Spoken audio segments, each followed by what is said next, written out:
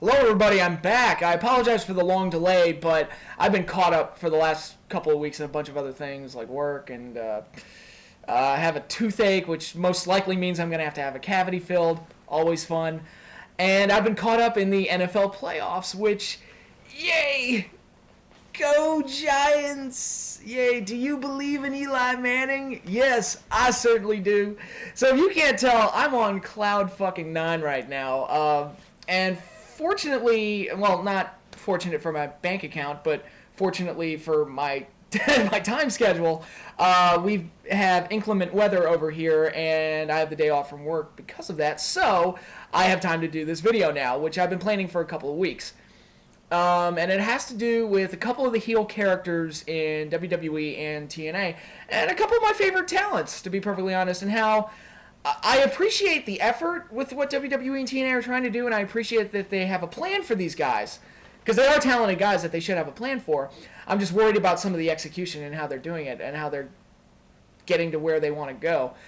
Start with TNA, and if you've been watching my videos for the last few months, you know what I think of Robert Roode. I think he's great. I think he's brought so much freshness and class to the Impact Wrestling product.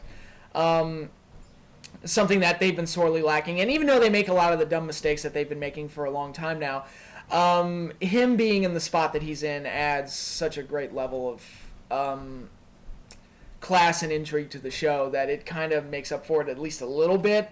And he's far and away the best part of the show, no question. And I really like him as a character, and I like having him in the spot that he's in. My problem is what they've done with him on pay-per-view, and I haven't watched Final Resolution or Genesis. Well, I did watch Genesis, but what I have to say about that is that they've done 2 pay-per-views in a row without a finish. Final Resolution, you do the Iron Man match, and that ended with a draw. And they did the overtime on TV, which makes no sense. Kind of screws over the paying customers. And there aren't many paying customers for TNA pay-per-views, as has been discussed on the net many times. So, you know, do you really want to screw them over? You know? So there's that. And at Genesis, again, I'm glad that Roode retained the title both times. I'm glad that he walked out with the belt at Genesis. But doing a DQ finish right after you did a draw finish at the last pay-per-view, it's kind of painting the picture that your pay-per-views don't have definite finishes. I mean, forget dusty finishes. You don't have finishes, period. There's no clear-cut winner. And that's a problem, and it's going to devalue the pay-per-views over time. And, again, I understand you want to build heat on Bobby Roode. I understand that you want to paint the picture of him being this weasel heel that walks out with the title no matter what, and eventually, I would think, would build him up to Lockdown, where he's in a cage and can't get away. That would be, I mean, that's Wrestling Booking 101. But the problem is he's got to win these matches, even if it's cheap as hell. I mean, you got to have a winner in these matches, just to make it feel like the pay-per-view's worth it, because nobody likes a DQ finish. And a DQ finish once in a while on pay-per-view's fine. I'm not saying that you can never, ever, ever do DQ finishes in your main events, but to do so many of them in a row, I think is problematic, and I think you're going to devalue your pay-per-views over time. It's going to have like a negative impact on Bobby Roode, who should be, again, I'm glad that TNA's keeping the belt on him, and I think I mean, I was happy when he walked out with the belt at Genesis, because I was scared to death that they were going to put the belt on Hardy, but that didn't happen, thank heavens.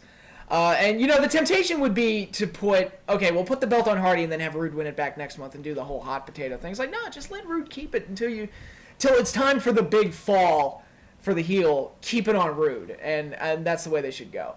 Like, because I've said before, if today's booking schemes were booking WWF 1997-98, Shawn would have lost the belt 3 times before heading into WrestleMania against Austin. It wouldn't have meant as much. But that's neither here nor there. So, yeah, Robert Roode, keep running with him as champion. I like it. Just gotta better execute on pay-per-views. That's what I'll say. And don't screw over the paying customer too many times, or else you're gonna run into a wall there. But yeah, there's that. And the other character I wanted to talk about is a recent return to the WWE, and you all probably wondered what I think about Chris Jericho's return. I love Chris Jericho as a talent, always have. I think he's great, and I love that he's trying to reinvent himself, definitely. And I have to wonder, like, what is he going for with this new character? Part of me thinks it's kind of a shoot on Hogan, because especially the segment where he was crying and milking the crowd reaction, it reminded me of Hogan in '02 when he was getting, like, all these standing ovations. and he was just milking it for all it was worth. So I wonder, is it a shoot on that? Is he trying to be like the heel version of John Cena, where my joke with Cena has always been if they turn him heel, they shouldn't change a damn thing except who he wrestles, because people already hate him anyway, so you don't really have to change anything. He's already a heel. Just same speech, same character, just have him work with baby faces, and he'll be the hottest heel in the world. They'll see him as like an insincere cookie cutter smiling doofus that they want to punch in the mouth. So, which he kind of is anyway. But so yeah, I don't know if that's what Jericho's going for.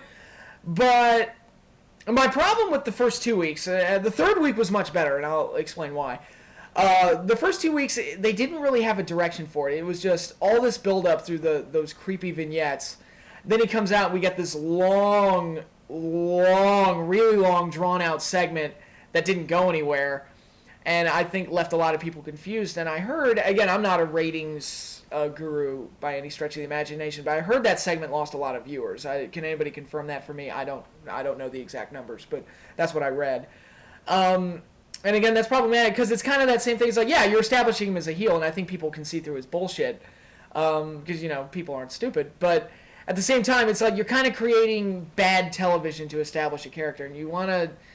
That's a fine line to establish. You want to get heat on the guy. You want to establish a direction for the character, but you don't want the television to be bad. You want it to be compelling television that gets people interested. And they're really tiptoeing on that line with Jericho right now. The second week was a little bit better because the segment wasn't as long or drawn out, but it still kind of left people scratching their heads. Third week was awesome because, again, it finally established a direction. It's like, all right, this guy walked out on his team. And it was really funny, I thought, when he got the hot tag and then just walked out. He just kind of got all pumped up and everything. That was one of the best hot tags ever. But because I feel like hot tags have become such a cliche in wrestling that for him to do something different kind of made it work. And it was really funny, too. But, here's hoping for something great with Jericho, because I think it's going to be him and Punk at Mania. Don't be surprised if Jericho wins the Rumble. I think I predicted that in my Mania card a couple weeks ago. So, yeah, we'll see how that goes. I have high hopes for Chris Jericho because he always contributes well to whatever he's doing. And, again, I appreciate the effort in trying to reinvent himself. They just need to find a clear-cut direction for him and structure his segments in a way that it makes for good television rather than kind of leaving people confused and scratching their head and maybe possibly flipping the channel like they did last week. Last week was fine, I thought. I thought last week was exactly perfect how to handle that character. But again, we'll see how that all turns out. The Rumble is this week. I'm going to do another video this weekend based on the Royal Rumble because I do want to talk about it. Like I said last year, the Rumble is basically the WWE's version of the playoffs. And I'm going to have time for another video because there are no NFL playoff games this week, and I'll actually be sober and, calm down because the Giants won't be playing this week. But, yeah, of course, in 2 weeks, I'll be, dead to the world probably. But, we'll see. So yeah, I'll see you all this weekend. Gonna be a shorter video today, which is fine by me. Those longer videos were kind of killing me. But yeah, I hope you all have a good week. Enjoy. If you're part of the winter storm like I am, hope everybody turns out okay. And go Giants.